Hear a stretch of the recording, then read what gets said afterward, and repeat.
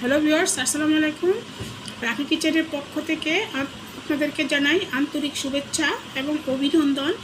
আজ আমি মাত্র 2টি উপকরণ দিয়ে একটা ইউনিক নাস্তার রেসিপি আপনাদের সামনে নিয়ে হাজির হয়েছি।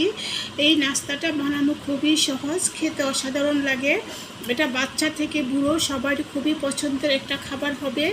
আর এই নাস্তাটা আপনার স্কুলে বাচ্চাদের টিফিন এবং সকাল এবং বিকালে ঘরোয়াভাবে নাস্তাটা তৈরি করে খেয়ে দিতে পারেন। এই নাস্তাটা বানানো যতটা সহজ, খেতে অসাধারণ। আশা করি আপনাদের সবার কাছে ভিডিওটা অনেক ভালো লাগবে। আজকে পিঠাটা বানিয়ে আমি খেয়ে খুব আনন্দ পেয়েছি, তাই আজ আমি আপনাদের সাথে এই পিঠার নাস্তাটা আবারও শেয়ার করলাম। দেখেন বন্ধুরা, আমি প্রথমে মিক্সিং বোল নিয়েছি। মিক্সিং বোলের মধ্যে আমি একটা কলা চিড়ে রেখেছি। এই কলাটাকে আমি ছুরির সাহায্যে এভাবে ছোটো ছোটো পিস করে কেটে নিচ্ছি। পরে এখানে আমি একটা এরকম স্টিলের মেশিন নিয়েছি, এটাকে দিয়ে এইভাবে পেস্ট করে এটাকে ম্যাশ করে নিচ্ছি ভালো করে। দেখেন বন্ধুরা, এটাকে ভালো করে করে নিয়েছি। এই পর্যায়ে আমি একটা রুম টেম্পারেচারে থাকা ডিম নিয়েছি। ডিমটাকে ভেঙে আমি কলাটার সাথে মিশিয়ে দিচ্ছি। ডিমটাকে আমি একটা হ্যান্ড উইচের সাহায্যে ভালো করে কলাটার সাথে মিশিয়ে নিব। এর সাথে দিয়ে দিব চিনি। এখানে আমি চিনি দিয়ে দিব টেবিল চামচে 4 চামচ পরিমাণে, কারণ কলা তো একটু মিষ্টি, এই জন্য চিনির পরিমাণটা আমি একটু কমিয়ে দিচ্ছি। আপনি চিনি খাবেন, মিষ্টিটা ঠিক ওরকমভাবে অ্যাড করবেন।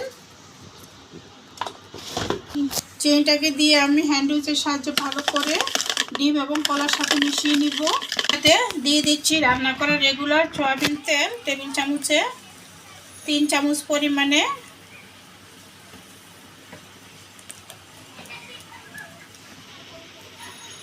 দিয়ে সব কিছু ভালো করে আবারও মিশিয়ে নিয়েছি। এর সাথে আমি অ্যাড করে দিব ইস্ট, ছোটো চামচে 1 চামচ পরিমাণে। এর সাথে দিয়ে দিব লিকুইড দুধ, আগে থেকে জাল দিয়ে ঘন করে নিয়েছি। এই দুধটা কুসুম কুসুম গরম আছে, হালকা কুসুম। এই যে আমি আঙ্গুলটা চুবিয়ে রাখতে পারতেছি, কোনো রকম ব্যথা অনুভব হইতেছে না। এই পর্যায়ে দুধটা দিয়ে দিচ্ছি, এখানে 1/2 কাপ দিয়ে দিচ্ছি আমি। দিয়ে হ্যান্ড উইচের সাহায্যে ভালো করে আবারও মিশিয়ে নিচ্ছি। হয়ে গেছে। এর সাথে দিয়ে দিব পরিমাণ মতো লবণ। অনেকে মিষ্টি জিনিসের সাথে লবণটা পছন্দ করেন না, পছন্দ না করলে এটা বাদ দিয়ে যেতে পারেন, দিয়ে দেন, তাহলে দেখা যায় মিষ্টি জিনিসের স্বাদের তারতম্য থাকে, অনেক খেতে অনেক ভালো লাগে। এর সাথে দিয়ে দিচ্ছি বেকিং পাউডার 4 চামচে 1 চামচ পরিমাণে, আর দিয়ে দিব বেকিং সোডা 1 চামচ পরিমাণে। এখানে আমি যে নাস্তাটা তৈরি করব বিকেলে, এটা সকাল বিকাল যে কোনো সময় নাস্তাটা বানিয়ে খেতে পারেন এবং বাচ্চাদের স্কুলে টিফিনে দেওয়া যেতে পারে। এটা ক্ষেত্রে বেকিং পাউডার এবং বেকিং সোডা দুইটাই ব্যবহার করতে হবে। এই জন্য যে বেকিং সোডা দিয়ে দিলাম 1 চামচ। এখন তো বন্ধুরা সব কিছু দিয়ে আবারও ভালো করে আমি হ্যান্ড উইচের সাহায্যে নেড়ে নিয়েছি। এই পর্যায়ে এখানে আমি এর সাথে অ্যাড করব 1 কাপ দিয়ে আর 1/2 কাপ, মোট 1.5 কাপ আটা বা ময়দা। আমি ময়দা দিয়ে কাজটা করতেছি, যাদের বাসায় ময়দা থাকবে না তারা প্যাকেট আটা দিয়েও এই কাজটা করতে পারেন। দেখেন বন্ধুরা, এখানে আমি 1.5 কাপ ময়দা দিয়েছি। এখন এটা হ্যান্ড উইচের সাহায্যে মিশিয়ে নিতেছি। দেখেন বন্ধুরা, এটাকে আমি ভালো করে হাত দিয়ে মেখে নিচ্ছি। দেখতে পাচ্ছেন বন্ধুরা, আমি আটাটা এরকম, এটা চপ থাকবে, এর বেশি শক্ত করব না। এই যে দেখতে পাচ্ছেন, এটাকে ভালো করে আমি আবারও হাত দিয়ে ভালো করে মেখে নিতেছি। 10-15 মিনিট মেখে নেওয়ার পরে আমি এটাকে একটা ঢাকনা দিয়ে ভালো করে রেখে দিব, বা আপনারা রেপিং পেপার দিয়েও মুড়িয়ে রাখতে পারেন। একটা গরম স্থানে রেখে দিব। বন্ধুরা, আমার ডোটা ভালোভাবে করা হয়ে গেছে। এই পর্যায়ে এটাকে আপনি দেখেন এরকম একটা সফট ডো রেডি করেছি। এই পর্যায়টাকে আমি ঢাকনা দিয়ে রেখে দিচ্ছি 2 ঘন্টার জন্য। 2 ঘন্টা পরে ফিরে আসছি। এটা একটা গরম স্থানে রেখে দিবেন, দেখবেন গরম স্থানে রেখে দিলে ডোটা ফুলে যাবে। আমি রেস্টে দিয়ে দিলাম। ফিরে আসছি 2 ঘন্টা পরে। এই যে আমার ময়দাটা থেকে আমি চাপ দিয়ে পাম্প বের করে দিয়েছি। এই যে পর্যায়ে ময়দাটাকে আমি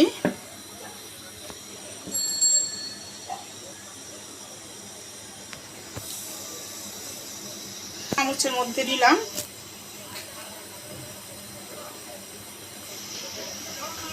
তেলটা আমার গরম হয়ে গেছে। এই পর্যায়ে আমি এই চামচটাকে তেলের মধ্যে চুবিয়ে দিলাম, দিয়ে এইভাবে উপর থেকে একটু তেল ছিটিয়ে ছিটিয়ে আমি এই চামচের গায়ে লাগিয়ে দিব।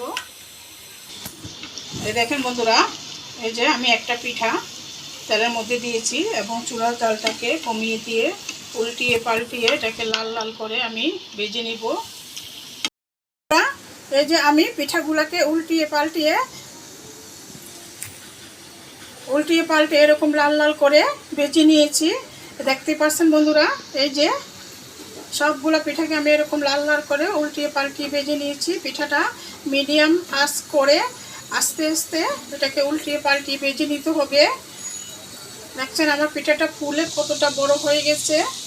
এটা খেতে অসাধারণ লাগে। এই পিঠাটা খুবই ক্রিস্পি হয়, উপরে একবারে মুচমুচে থাকে, ভিতরে আপনার নরম থাকে। পিঠাটা খেতে অসাধারণ লাগে। এটা বাচ্চাদের স্কুলের টিফিনের কাজে বা যে কোনো অতিথি আপ্যায়নে বা সকাল বিকালে নাস্তা হিসাবেও আপনারা এই নাস্তাটা বানিয়ে অতি সহজে খাওয়া যায়। এটা দারুণ মজার একটা নাস্তা।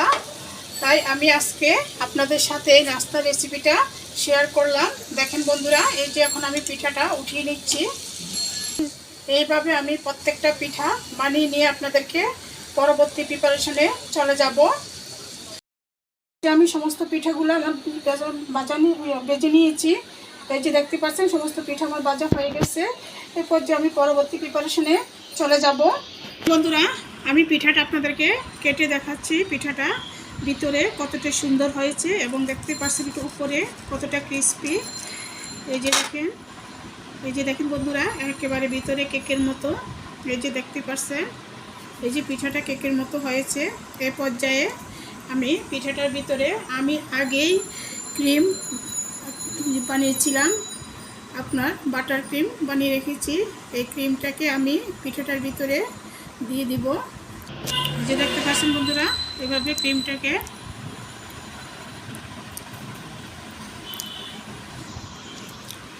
এই যে দেখেন বন্ধুরা, আমি পিঠাগুলোকে ক্রিম দিয়ে ডেকোরেশন করে নিয়েছি। এই পিঠাটা বানানো অনেক সহজ, খেতে দারুণ লাগে। আশা করি ভিডিওটা আপনাদের সবার কাছে অনেক ভালো লাগবে। যদি ভালো লেগে থাকে তাহলে অবশ্যই লাইক শেয়ার কমেন্ট করবেন। প্লিজ আমি যেভাবে পিঠাটা বানিয়ে বাসায় খেয়েছি আপনারা ঠিক এইভাবে বানিয়ে বাসায় খেয়ে দেখবেন। এটা কতটা অসাধারণ এবং কতটা উপরেরটা অনেকটাই ক্রিস্পি, ভিতরে একবারে কেকের মতো, খেতে অসাধারণ লাগে। এটা বাচ্চাদের স্কুলের টিফিন বা সকাল এবং বিকেলের নাস্তা হিসাবে ব্যবহার করতে পারেন। যদি ভিডিওটা ভালো লেগে থাকে তাহলে অবশ্যই প্রথম থেকে শেষ পর্যন্ত দেখবেন, আমাকে কমেন্ট করে জানাবেন। আর আমার চ্যানেলটাকে প্লিজ সাবস্ক্রাইব করুন। এরপর আমি বিদায় নিলাম। আপনারা সবাই ভালো থাকবেন, সুস্থ থাকবেন।